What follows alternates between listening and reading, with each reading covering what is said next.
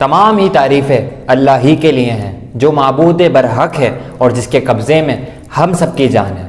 तो आज हम जानेंगे कि किस तरह पूरे रमज़ान के अंदर हम कम कर पाएँ अपना 10 किलो वज़न कम। तो आइए हम चलें रमज़ान डाइट प्लान की तरफ।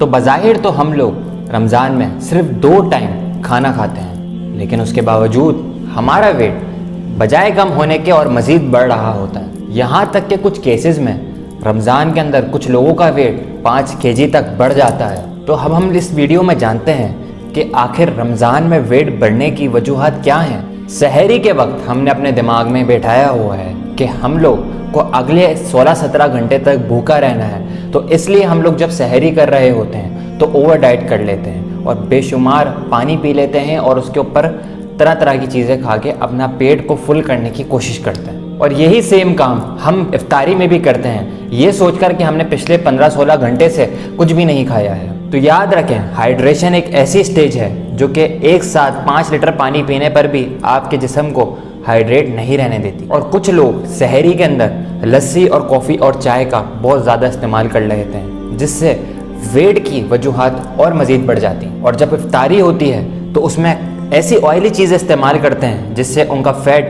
बहुत जल्दी बढ़ना शुरू हो जाता है। हर इंसान के अंदर अल्लाह ताला ने ऐसी कुव्वत रखी है कि वो जितना खाता है उसको हज़म करने में भी वक्त लगता है, लेकिन अगर हम अपने आप को ओवर डाइट कर लें तो उससे हमारी चर्बी के अंदर इजाफी विटामिन शामिल होना शुरू हो जाते हैं, जिसकी वजह से हमारा वेट इंक्रीज़ होने लगता है। तो अब हम जान लेते हैं कि हमारी सहरी का क्या डाइट प्लान होना चाहिए। सबसे पहले तो हम सहरी के अंदर नमक और शुगर वाली लस्सियों से गुरेज करेंगे और सादे पानी का ज़्यादा इस्तेमाल करें। वैसे तो चाय पीनी नहीं चाहिए, और अगर चाय की ज़्यादा तलब है, जिनको आदत है, तो वो कोशिश करें कि कम से कम दूध की चाय पिएं। नॉर्मल पराठे और गंदम की रोटी से असली घी के साथ कोशिश करें कि आप सहरी करें, जिसके साथ आप थोड़ी सी सब्ज़ी या थोड़ी सी दही भी ले सकते हैं। और जो ये नहीं कर सकता वो 2-3 स्लाइस ब्रेड सालन के साथ भी ले सकता है। तो आपने करना क्या है, सहरी के करने के बाद उसके 15 मिनट या 10 मिनट के वक्फे के बाद आपने पानी पीना है 3 गिलास,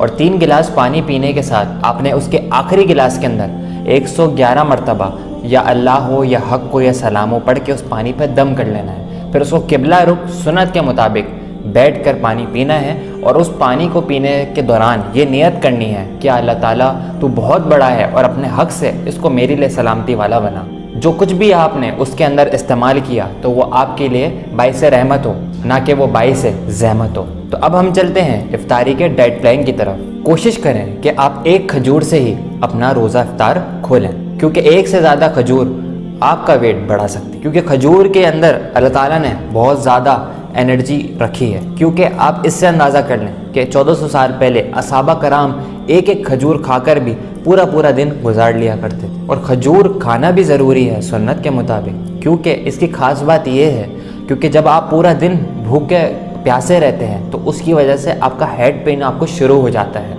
और खजूर खाने से इसमें आपको बहुत ज़्यादा आपके दिमाग को और आपके जहन को तरावट मिलती है, जिससे वो दूर हो जाता है। और कोशिश करें कि खजूर खाने के बाद फ्रूट चाट आप थोड़ी सी ही इस्तेमाल करें, क्योंकि उसमें मौजूद फ्रुक्टोज आपका वज़न बढ़ा सकते हैं। और उसके बाद आपने करना यह है कि रात को अपनी नमाज इशा और तरावी के बाद आपने वॉक पे निकल जाना है, और वॉक करते टाइम आपने ये तस्बीह पढ़नी है, सलामुन कौलम मिर रब्बिर रहीम, परवरदिगार मेहरबान की तरफ से सलाम कहा जाएगा। इस आयत को आपने वॉक करते वक्त हर कदम के साथ पढ़ते रहना है। इंशाअल्लाह इससे भी आपके ऊपर सलामती उतरेगी। तो इसी तरह अच्छी अच्छी बातें, करम वाली बातें, फजल वाली बातें, लोगों के लिए हिदायत वाली बातें और बाइस रहमत बातें मेरे से सीखते रहें।